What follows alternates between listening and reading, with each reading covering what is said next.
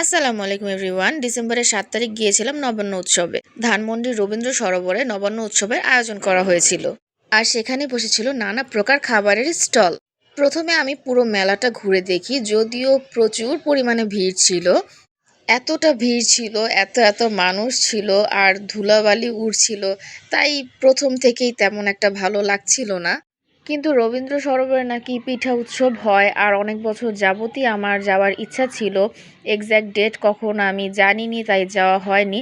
তো এবার যেহেতু জানতে পেরেছি, তাই আর মিস করিনি, তাই হঠাৎ করেই চলে গিয়েছিলাম নবান্ন উৎসবে। বাট যে খুবই হতাশ হতে হয়েছিল, কারণ এতটাই ভিড় ছিল, তাই কোনো কিছুই ভালো লাগছিল না।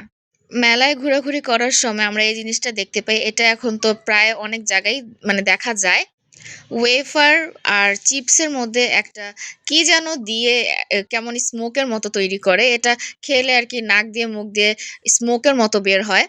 I am not sure, I think এটা নাইট্রোজেন গ্যাস দিয়েই মেক করা হয়। তো আমার হাজব্যান্ড আমাকে খুব জোর করছিল খাওয়ানোর জন্য, বাট আমি বলছিলাম যে না, তুমি আগে ট্রাই করো। আমার আর কি ইচ্ছা ছিল না, তো সে আগে ট্রাই করে, তো আমাকে খুব জোর করে শেষে আমাকে খাইয়ে দেয়। বাট আমার কাছে একদমই ভালো লাগেনি, খুবই ফালতু একটা মানে বিষয় ছিল। পুরাই টেস্টলেস একটা জিনিস, কোনো টেস্ট নাই, জাস্ট মুখের মধ্যে ঠান্ডা ঠান্ডা অনুভূত হয়। আর মুখে দেওয়ার পর জিহ্বাটা কেমন জানি পরবর্তীতে আর কি আমার জ্বলছিল, তো আমার কাছে একদমই ভালো লাগেনি। আর আমার অনেক বড় ভুল হয়ে গিয়েছে, আমি ফার্স্টেই সেটা খেয়েছিলাম। আমার হাজবেন্ডের জন্যই আর কি খাওয়া। তো এরপরে আমি যে কয়টা খাবারই টেস্ট করি, আমার কাছে এক্সাক্ট মানে খাবারের তেমন টেস্ট আমার পাচ্ছিলাম না, আমার কাছে ভালো লাগছিলই না। মেলায় অনেক টাইপের মিষ্টির স্টল দেখেছি, বালিশ মিষ্টি। তো সবগুলো মিষ্টি খুব গরম গরম ছিল, তো সেটা দেখে আমি একটা ভাবছিলাম যে একটা ট্রাই করাই যায়। তো আমি একটা মিষ্টি নেই খাওয়ার জন্য, কিন্তু যেহেতু আগে আমি ওই গ্যাসের কি বলে সেটা আমি খেয়েছিলাম, এজন্য মুখের মধ্যে আমার কোনো টেস্টই পাচ্ছিলাম না। মিষ্টিটাও আমার কাছে তেমন একটা মানে ভালো লাগছিল না।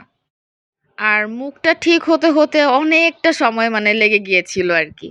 এরপর দেখতে পেলাম বিউটি লাচ্ছির স্টল বসেছে, তো বিউটি লাচ্ছির একটা স্পেশাল লাচ্ছি নিয়ে নিলাম। মেলায় খাবারের দোকানের পাশাপাশি অনেক কিছুরই স্টল বসেছে, বাট এই স্টলটা আমার কাছে অনেক বেশি ইউনিক লেগেছে। এগুলো হচ্ছে ক্যান্ডেল, বাট খুবই সুন্দর করে প্রত্যেকটা ক্যান্ডেল মেক করা। হ্যান্ডমেড অনেক কিছুরই স্টল বসেছে, বাট খুব বেশি যে ইউনিক কিছু ছিল এমন না, মানে খুবই কম ছিল।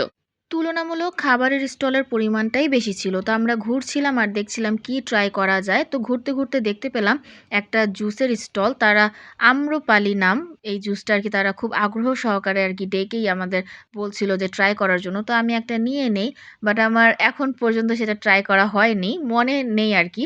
তো ট্রাই করে দেখব কেমন।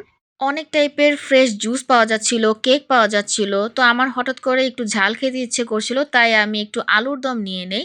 আর আলুর দমটা এত বেশি ঝাল ছিল আর গরম গরম ছিল, এই একটা খাবারই আমার কাছে অনেক বেশি ভালো লেগেছিল।